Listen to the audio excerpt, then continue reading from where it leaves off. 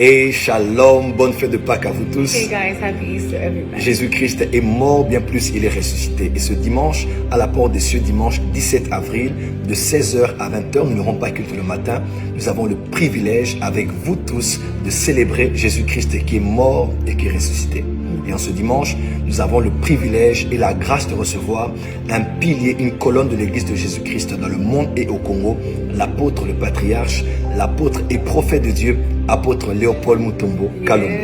Et ce sera un dimanche explosif dans la louange, l'adoration, la parole. Et l'homme de Dieu va manifester la puissance de la résurrection qui brise toutes les sortes d'autels. Alors ce dimanche, soyez très connectés sur YouTube, Facebook, sur Power Channel, sur notre chaîne de miracles où la puissance de Dieu est manifeste pour expérimenter ces choses non seulement en direct, mais aussi surtout en présentiel. Soyez là déjà le matin parce qu'on n'a pas culte le matin. Soyez là déjà le matin, prenez vos places parce qu'imaginez-vous 10e rue et 8e rue dans une même église, on ne sait pas à quoi ça va ressembler. En tout cas, ça sera très beau. Yeah, it's going to be glorious. For all of you guys that will be watching live, we're going to have the service translated. So all of you watching from the US, Canada, Kenya, all over the world, Tanzania, please South Africa, follow us Nigeria. because the whole service is going to be in English. Yes. So don't miss it. It's going to happen like this Sunday, 4 p.m. right? 4 p.m. 4 p.m. Kinshasa time. Don't miss it and be connected. God bless you, be connected à ce dimanche. Bonne fête de Pâques. Ciao. Wana mutabali mwasi moko a divorcé. La ifatika la ye moko. Parce que muto abali 2 fois. Abali 2 fois, divorcé 2 fois. Ayo bala pour la 3e fois. Et combien aventure? Bon c'est étonné te omoni akeko bala française akeko bana poto ezana kama française te na poto jali kamuga ba maître na bango da sangisi bango pona ko battre la pouvoir na bango ba biloko ba frère Denis les batika ba trace ba frère Denis les batika yango ba Joël français ba non ba frère Denis les batika ba biloko Denis les aza troublé na ba retour ya makambo nyo ya salaki ezali bala moko basali yango pona ko masquer bato. Ce n'est pas un mariage. Peut-être les années Denis ça poussait qui était capable à bataille et peut-être à ça le plus vite possible. Et ça mascarade, les années loko ça caché parce que libala wana eza libala oya ba umelati quand on est sur bobo quand ba image. Oyé là nga majabu ça pour le détruire jeunesse ça ma bébé les to moni ma bébé na majabu siko yeli nga sur prophète Joël Francis ba umelati. C'est pourquoi bazoloba on connaît un prophète tangwa lobi likambo eza vrai salami na sala majabu ba ke musai ba opanzana.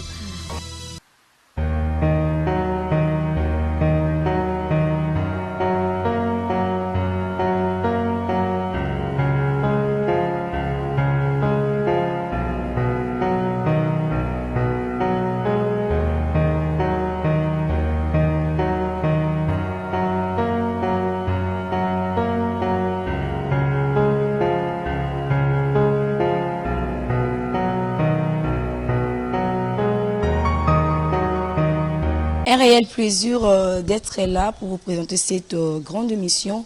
Merci à toutes les personnes qui sont branchées en ce moment. Merci vraiment à celui qu'on appelle les boss Jurel Semboni depuis les États-Unis d'Amérique. Un grand merci à mon cordon Hervé Kabamabi. Vraiment, j'étais absente pendant plusieurs jours. Pendant 1 mois, je crois. On a mon inhabilité, donc on a eu au Sabongo, ma grand-mère Berthe Tumbaka Lundu, qui était vraiment une maman pour moi. Donc malgré nous présenter une émission, il pour nous servir, mais on a toujours en mode deuil parce que notre ici 40 jours, mais Berthe a toujours pour nous satisfaire. Merci à toutes les personnes qui va soutenir Kinga vraiment dans le temps difficile. Merci à l'équipe Mobimba ya Congo Source. Merci à Natacha, merci à Pedro Mano, à Romeo Mouchiani, Passeport Rouge NK, pourquoi pas à nos chefs, Babi. En tout cas, merci à vous. Je suis passée sur ce plateau, je suis avec un homme de Dieu, le révérend Manix Lupika de l'église Centre Missionnaire Cité Évangélique. Avec lui, on va essayer une fois de parler sur le mariage. Tout le monde est bien que notre prophète Joël Francis a été au Koué Sabongo célibat. Donc, félicitations à toi aussi. Tu es un peu consolation sur Yango. Tu es l'homme de Dieu aussi. yepeka na mode ya félicitation toi meme biso nini. Romain mon chaîne, tu peux m'aider quand même à prendre mon invité qui est bel et bien le révérend Manix Lupika. Mbote papa. Mbote ndeko. Mbote na bandeko nyonso balanda biso. Mbote na notre frère Roméo. Nzamba pambola bino ya mingi. Kala mikolo to mona nte hein. Waite neke kwa matanga ndeka ngai biso mais nzamba kumisa maponyo sur les cas bien. Mais tozali. Tozali babi des big salutations à Yannick Massala Jack depuis Chypre. Babi, un grand merci à toi. Babi des big salutations. Arnaud Kavunga depuis Chypre. En tout cas, des big salutations à toi aussi, Babi. Un grand merci à vous pour nous soutenir. C'est bon, tout compte directement.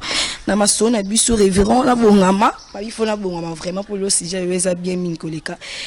Prophète Joël Francis marié avec une Française. Donc, Aza d'origine française. Il y a un non?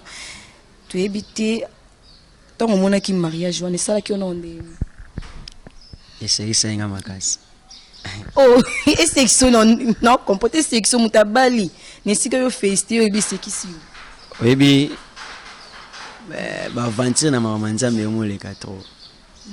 Et bah ça ina nzambe ba komo saka na ba na nzambe makasi. Ba saka na ba na nzambe makasi. Na linga vana kota na makambo wana ce qu'on permettre tout temps na nous verser mo la Bible. Matthieu 24, tu vois la première verset.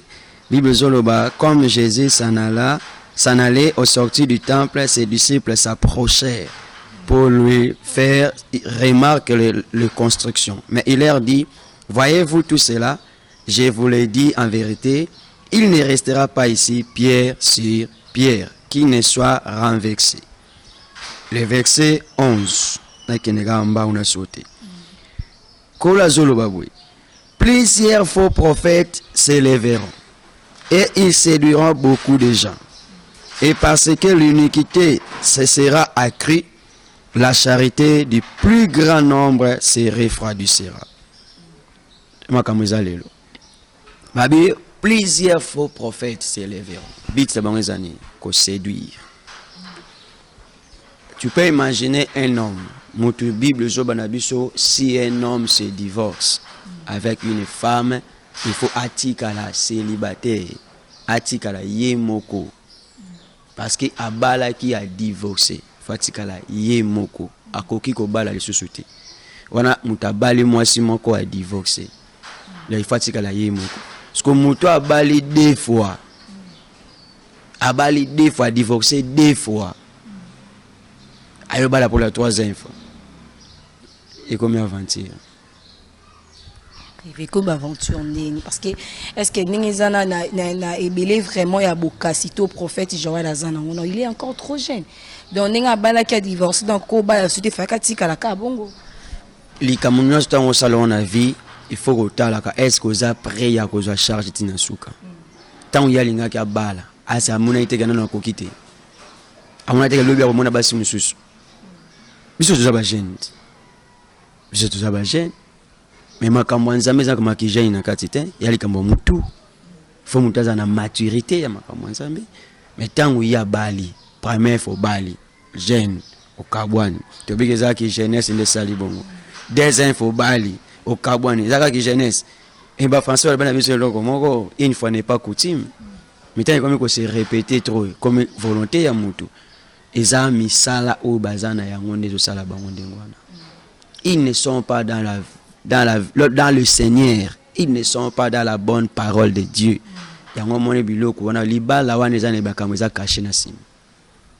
C'est vrai. Ils ont caché. Ils ont libala moko basali yango pona ko masquer batu. Ce n'est pas un mariage. Peut-être ils ont dénié ça pousser qui était capable la bataille yango peut-être à saler le plus vite possible. Ils ont mascarade. Ils ont les locaux ils ont caché. Parce que libala wana ils ont libala oya ba umelati. Kama unaweza kubuka kama image. Pardon. Oyela nga majabu. Majabu eza pour le détruire jeunesse, eza mabebo. Leto moni ma bébé na majabu. Siko yelinga sur prophète Joël Francis ba umela. C'est pourquoi bazoloba on connaît un prophète tangwa lobi likambo eza vrai salam. Na sabe majabu ba ke musa ba opanzana. Imakambo ba sema sa mabeze beli na kati. Bana batu bazana bango bi.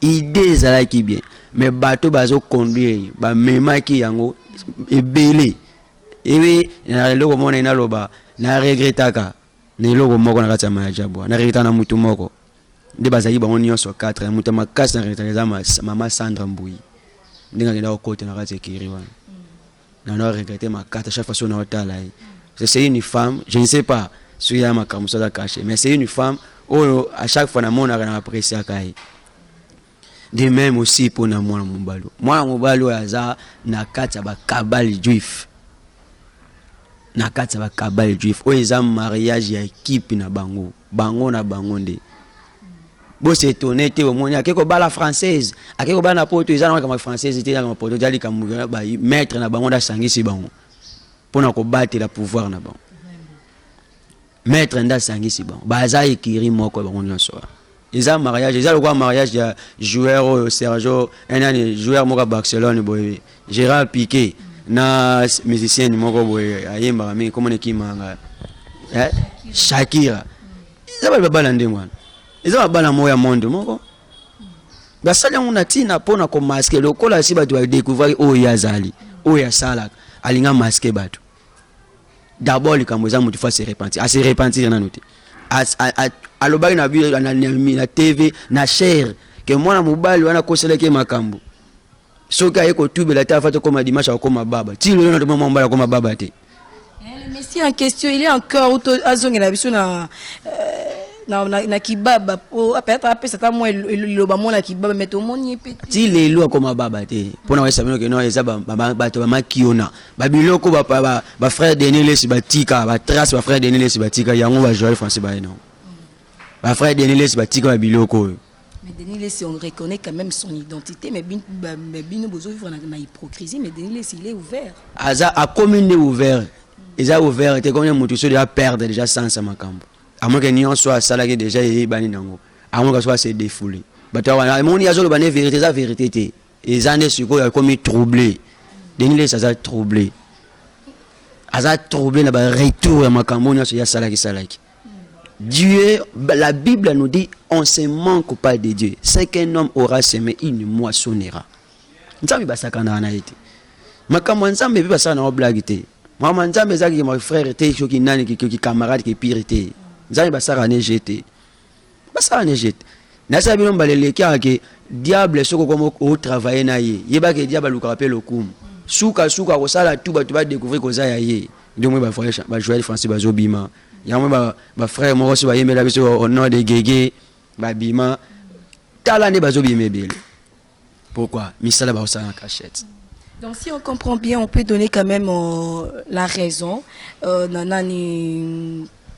na notre frère Ifonge wa uti kolobaki non Joël Francis po uti kolobaki baza batu moko il faut ngabi que Joël Francis non moi sine baza batu molili après si ce exemple abi écharpe moko alataki isa bato o ba finika ki moi ba samba na photo mo boiza que non il y a ba cabal juif on ne sait pas baza na kati ya monde il y a qu'ici on peut confirmer que non il faut ngaza na raison pas. Oui, on a raison. Kabal juif eza monde ya manger. Eza na type moko az karamingi na ba TV na mona ke mingi na chaîne nini antenne A. Prophète Condé. Non, il était maître va bien que maître Pierre Azali ko ma kasi boy. Il a représentant ya Kabal juif na Kinshasa. Représentant Kabal juif na Kinshasa. Soko taler na TV chapeau Joël Français la takawana. Alors donc sauter na culte Joël Français aizana mwana ne moko ndala tisaka yango amemela ke yango azaka pembeni na yebo azaka na micro so mutenga pe témoignage yenda yaka na micro pembeni babe ya soki pasteur nani comme na yeba rapé bien ti yenda la takela eloko wa ezabilo ba kabal juif yango moni bata babina ba pyramide na kati ba nini wana na ba sharp wana ezabilo ba pyramide. Ce n'est pas effort sacerdotal où Nzamba aloba na Moïse asalela Aaron yangote. Mais abilo ko yo magie blanche ba sangani na yango. C'est du diable. C'est du diable. La femme azana kati ya monde wana bangono so na kati ya monde wana. Bangono so na monde moko. Donc ce n'est pas un mariage où yo pona kokumisa Nzambe non. Et ça mariage moko le kola da muta comme qui na 20 ya mabe. Moni ki bazana bana batu na Cameroun et qui rena ba monsieur na Cameroun. Na tala ki vidéo moko prophète moko na Cameroun daza ko s'adresser na batu Kinshasa. Botika ko intimider biswawa. Il y a des hommes de Dieu dans ce monde, dans ce pays, il y a des hommes de Dieu, il y a des gens qui connaissent la parole de Dieu. Ne venez pas nous intimider, ne venez pas pour nous parler. Et ces prophètes disaient que je m'adresse au peuple congolais. Si vous ne reconnaissez pas Joël Français, votre pays sera dans la pauvreté. Qui t'a dit? Il est qui dans ce pays? Est-ce que c'est lui qui est loin de notre pays? C'est lui qui est la source de notre bénédiction? C'est faux et archi faux.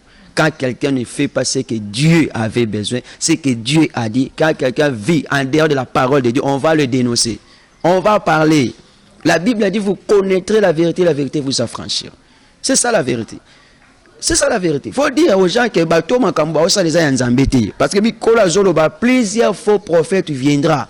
Bit na bango zanini. Les apôtres na ko séduire bateau. Ko séduire parce que les lois il makambo salam. Ba frère na l'église balobani. Ngabata na divorce na bala na.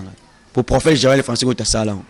Mutu kingane ko ta salam. Mais loko ne comme répétitif pour la bino ba na nzambe parce que tout le monde a pe mukuna et pas divorce ça pe ko bala on ne sait pas bino mo bozote abiso na kati église ko divorcer za mabe bozote abiso fidélité mais bino mo oza en dehors de ça. C'est pourquoi na bila lobi boye. Oyebi ezana batu misusu babanda na nzambe.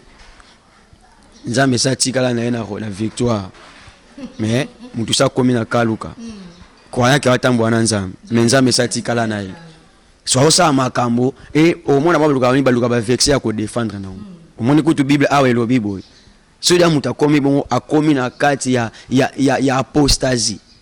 Akomi na kati ya yeloko yo akomi incrédule. De soit atana ba vexer clé ba vexer o yako s'appuyer na yango. Parce que quand muta yo va na kati ya lo bananza ke ngana bali. Na bali pour du bon. Obi to balani pour les meilleurs et pour les pires. Jusqu'à ce que la mort nous sépare. Parce que moi, je suis en koufete. Moi, je suis en koufete. Tu bien grave nani frère na biso to bala o Joël France. Après sa biso raison. Oui, ça kaya kabwana moi si na yewan. La femme déjà ça les cas qui habite qui bakabwana qui parce que dans azwa ki zeminaye Joël Français beta qui maka c'est pas que ndako ça la fausse couche. On ne sait pas ce qui raisonne et apesi et vous avez la même raison avec Joël Français. Romona ke moi ça lobi makambwana mobala oniye yango. Mobala oniye yango. Muto osela nzambe. Il faut abandonner. On a bien besoin de mission et les cas qui muto aye déjà ko sela nzambe et le quoi li bosse seigneur attaquer et ça ba point faible na ye.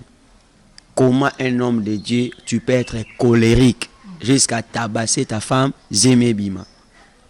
Et au côté Abatuni. Parce qu'on ne reconnaît pas celui qui a le Saint-Esprit parce qu'il prophétise. Non. On ne reconnaît pas celui qui a le Saint-Esprit parce qu'il parle la langue. Non. Mais on reconnaît celui qui a le Saint-Esprit s'il y a le fruit. Il y a le 9 fruits de l'Esprit. Entre autres, l'amour. Dans l'amour, il y a le respect. Il faut respecter ta femme, respecter l'autre. On reconnaît celui qui a le Saint-Esprit quand il y a le maîtrise de soi. Maîtrise. Quelle que soit la dimension à l'ikambu, quelle que soit la gravité à l'ikambu, on appelle ça comme maîtrise. On appelle ça comme kimia. Kimia est là. Mais un homme colérique, qu'est-ce que tu vas enseigner aux gens? Et surtout moi sur la jupe on est l'épée en plus bon va linga ma casité hein wana beta été o bazama soit beti ba na butu onyoko là non onyoko na butu na temple ba beti fort ba beta Joël Français na temple moi abeta moi ça net à moi ne sais pas si baza bien mais ba kabwana parce que ça libala moi ya tamo et si bon combien d'années ah des inzebele des confirmant na est-ce que nous des inzebele toujours on a bino. Nous sommes ici avec le révérend Manik Solupika de l'église Centre Missionniste Évangélique qui se trouve dans la commune de Bandalungwa, précisément Bandal Bambole sur avenue Mbouela. Avec lui, on essaie une fois de parler, bateau Bozubiso peut-être on a 4 tout sur ma Libala. Il y a Joël Français, révérend vient de confirmer que elle Libala Moko Oya Basangani Batamon Nabango ya Molili. Donc je ne sais pas ce qui 2 ans on a lobby Nabiso. Donc aux ans et après 2 autres prophète Joël Français, Bazaka Kana Semian. ou soit bakabwani. Donc pour tout le monde que notre prophète Joël Francis a tiki mboka naye, donc envié hier avec une cause mboka musu. Je ne sais pas est-ce que c'est un bon choix ko tika mboka no République démocratique du Congo pour ko bala monto aza étranger ba comportement sera différent. Hein? Est-ce que wana c'est un bon choix ko se permettre katati e bela mboka musu pour tika e bela baso ba toni la République démocratique du Congo? Na oloba boye liboso zaki na pesa nano comment on t'a un bon choix. Pour faire un bon choix, il faut veiller d'abord na oyozomona. Oyozotala, il faut veiller likona ngo. So tangi na Bible komona Lot asala choix ya mboka oya kendaki parce que zaki mboka banaki konginga. Sodome zaki kitoko, zaki bien construit. Na kotala bomo na mboka moko kitoko. Lot atalaki te makamuni za na kati. Or lelo ezana ba tombeau blanchi. Ça veut dire que notre tombeau moko ezana ngo bien construit carreau mais na kati miku ekauka. Miku asekufa. Il faut muta veiller d'abord na oya sala choix. Deuxième des choses, il faut muta veiller na oya zoyoka. Yana ba doso sala choix parce que ba betela ki lisolo. Ba betela lisolo mwana mwasi moko boye. Que mwana mwasi wana za boye. Mwana mwasi ana za na boye. Mobali ana za boye. Et sepeli simba la mwa ki sala choix ya kobala. Oh, ce n'est pas ça. Il faut qu'on veille. Troisième des choses, pour faire un bon choix, il faut réfléchir. Il faut bien réfléchir. Pourquoi? Surtout dans la Bible, est-ce qu'il y a temps pour réfléchir? Pourquoi? Nazolo baboy. Naza contre yete. Mais nazolo ba pourquoi? Tant déjà moto bali première fois au kabwani na mwasi.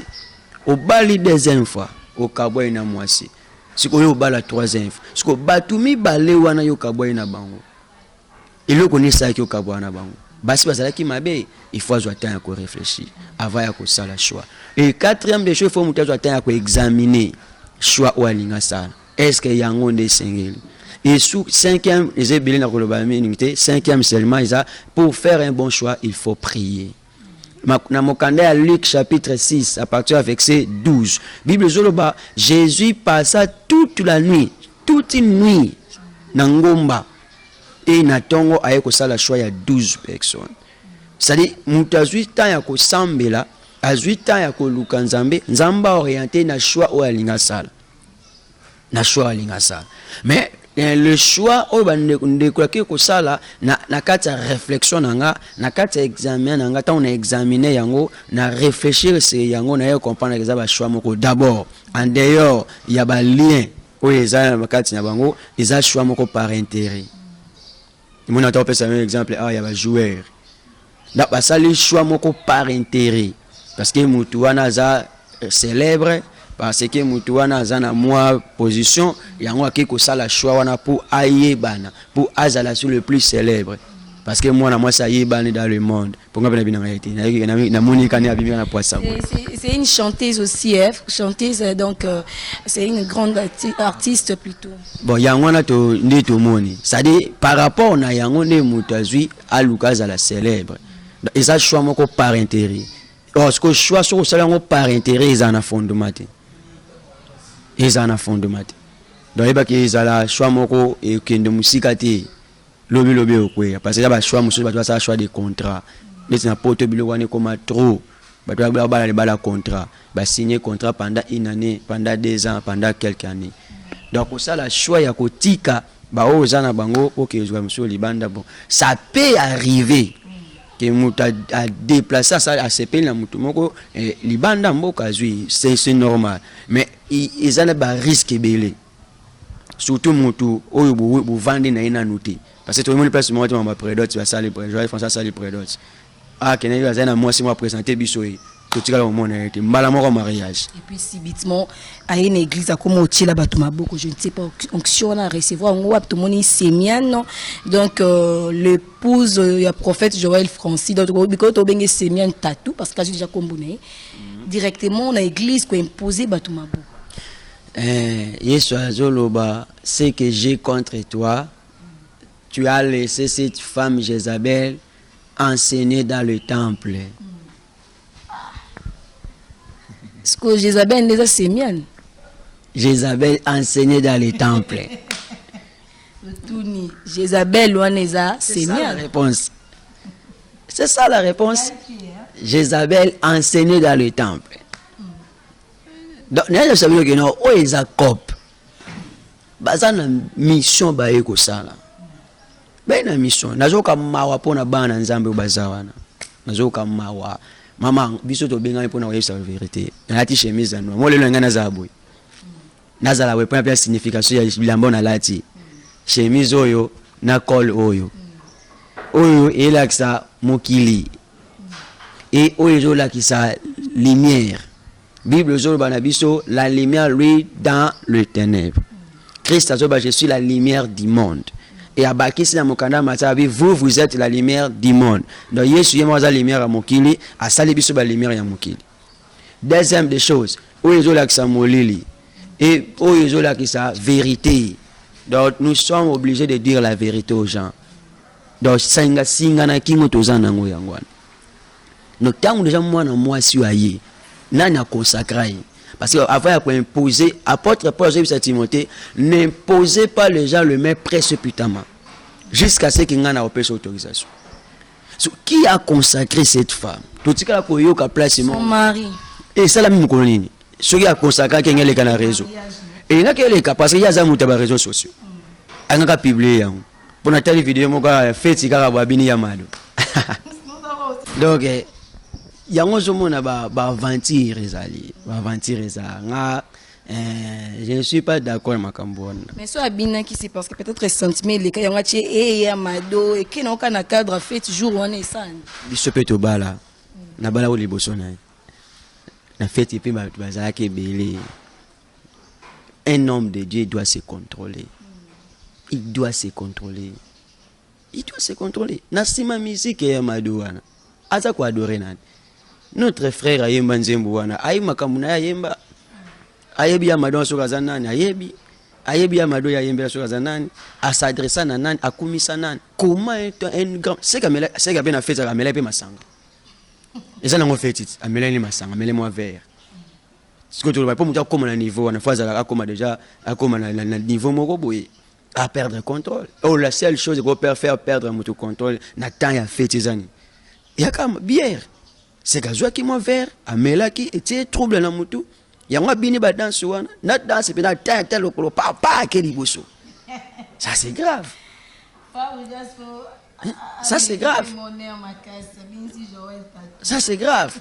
Et ça n'est mona na mutu na bino ya ba pétage. Il va kina bo bina na même mona na muke wana ce qui chocha abi petit nzembo zo bete kanginga fort à $100 PC petit wana. En plein air comme ça. Ça c'est où est-ce qu'on finga kombo na Yesu. Isa ko finga kombo na Yesu. Isa ko blasphémer le Saint-Esprit. Et la femme, elle n'a pas l'autorisation. Parce que Bible zoloba, la femme se taise dans l'assemblée des saints. Elle n'a pas le droit d'imposer les gens, mais à retransmettre bon nini, azana nini à retransmettre bon. Et non bah tombe ba pour fukame pe maman boni boyeko.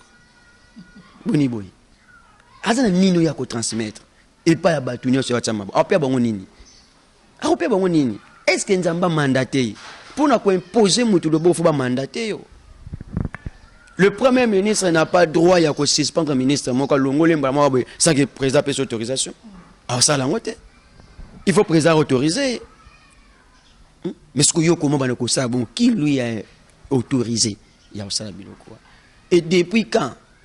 Non, après quand mariage, dans moi, ce n'est pas qu'on peut imposer à tout le monde balani. Non. Il y a un sens. Il y a un sens à ta mouquette. Donc, pour vous dire que bateau, il y a une mission où il y a une mission où il y a Bako Bima. Il ne restera pas ici pierre sur pierre. Et Missa n'a pas de souka. Maintenant, c'est le temps où se repentir. Il y a Koyamba Yesu. Mbongo bozana yango succès bozoluka gloire bozoluka yibaki kosuka Yesu azoya.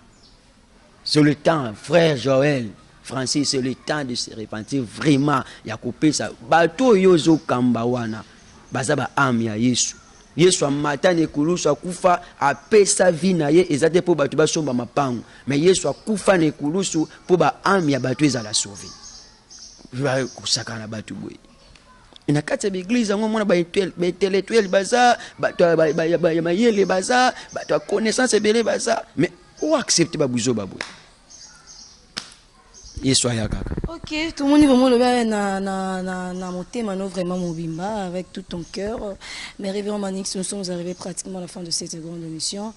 Message de la fin pour le peuple de Dieu. Attends-moi félicitations, hein, malgré tout le monde qui est non taquiné et moi mingi. Attends-moi félicitations pour les nouveaux mariés, je ne sais pas, et puis on se sépare. Bana nzambe ya motu ezaki Bible zolo banabiso, veillez donc et priez parce que vous ne connaissez ni jour ni heure. Kola zolo ba, vous verrez plusieurs faux prophètes viendront et plusieurs viendront sous mon nom. Et quand vous verrez de telles choses, sachez que kuya ya mwana moto ya su musikati. Nyonso bozo mona lelo ngana koyebisa bino boye et kweyisa kondima na bino te et séduire bino te que pasteur kinganya salibu parce que zoye mutu. Parce qu'il y a une zone ici. Mais le plus grand problème est ça, nous devons se préparer pour le royaume de ciel. Tout se préparer. Moi, quand on a la état ya vie na ye. Moi, quand on a la état d'âme na ye. Est-ce que ce qui est soyez lelo na kokende. L'enfer existe. Et tikana ebi sabino fin du monde. Exacté ce qui muta kufi. Te. So muta kufi, il y a deux places où bakena ko se retrouver. So kufi na Yesu avant l'enlèvement. Ok, qu'on va dans le lieu du repos. Est-ce que Abraham baza pour l'instant? Parce que nous avons côté lola. Si on confine Yesu te, ok, dans le lieu de troublement. Ok, on a un premier soin. Il y a passe jusqu'à ce qu'un fer est fondement. Alors, on a bon de la yo, maman, papa, et l'engue aux Olandanga sur le temps d'arrêter cette vie et de donner ta vie au Seigneur Jésus. Ce qui est très important. Jésus revient bientôt. Nous sommes presque à la temps de la fin. Au temps de la fin. Nous sommes à la fin de toutes choses. Et une nation s'élèvera contre une autre nation, un peuple contre un autre peuple. Sachez bien, c'est le commencement de la douleur. Tout ça, bandeli à passer. Tout ça, bandeli. Ce qui est bandeli à passer, tout va toujours aussi pourtant. Et bon, il y a ma casse. Sauvons notre vie. Sauvons vraiment notre vie. Jésus revient. Tomi bate là, Yesu azoya. Tomi bongisa, Yesu azoya. Moko na moko kabavi nanzam. Avec tout mon cœur, avec amour, humilité, je vous demande de donner votre vie au Seigneur Jésus. Nzambalola pambola bino amiki. Un numéro de contact. Donc, aucun des prophètes, j'aurai ta félicitation. Un numéro de contact et puis on se sait. On ne peut jamais féliciter des choses où il y a une volonté en zambété. On a tout commis au salali kelemba. Tout comme ça la blague. Makamoza en zambété, tu peux féliciter en outil. Ban en zambé. Nzamba pambola bino, nzamba pambola basali nyonso ba wasala ela vrai. Ko ba wasala ela kati ya solo, nzamba pambola bango abatela bango le 7000 hommes réservés par le Seigneur. Dans le numéro de téléphone est ça plus 243 89 57 12 788 plus 243 89 57 12 788. Na bengisi bino nyonso le 17 avril, dimanche, Oyo, dans l'église Centre Missionnaire Suite Évangélique, à partir à 16h. Tu vois, la célébration Pâques, c'est une grande fête. La fête du chrétien, c'est la Pâques. Notre fête. Donc, dimanche, na bengisio 16h, il y a qu'à tout célébrer Nzambé, tout fêter, tout les la table du Seigneur. Ça sera pour la gloire de Dieu. Que le Seigneur vous bénisse. Okay. Merci révérend pour votre disponibilité, merci vraiment.